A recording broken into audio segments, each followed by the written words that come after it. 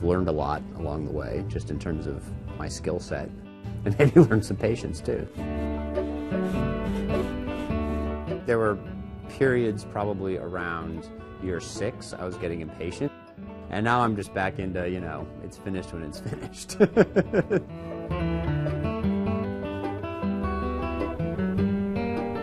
My name is Jonah Eaton. We're in my boat shop in North Philadelphia. I am building a 42-foot traditional schooner. It's a large wooden sailboat.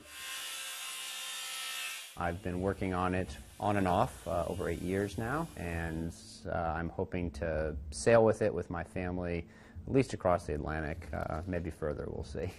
We never really questioned whether this was just a stupid idea or not. We just kind of went for it, pretty much. So the most basic plan you get is the line drawings. I was working as an engineer. I got bored.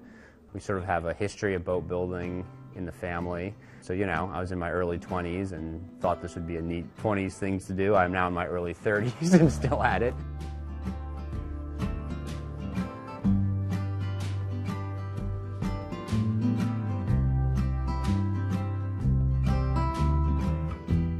So now I'm sort of kind of a lawyer by day and a boat builder by night, I guess.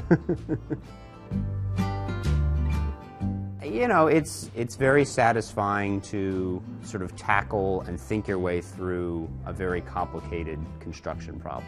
So now the tricky thing is you got to cut this beam to fit into these notches. I mean, when it comes to woodworking, there are a few things. You know, building a boat is about as hard as it gets. I mean, there's no right angles.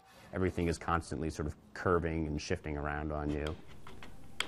It's this very kind of just physical, sort of visceral process of you work very hard and then sort of being left with something at the end that's very sort of tangible and beautiful.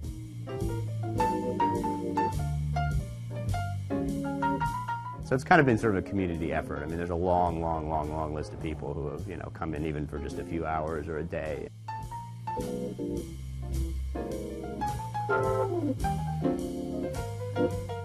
And so, yeah, I like to daydream about what it'll be like when it's, you know, fully operational. I'll be the happiest man in the city once the day we put this into the Delaware River.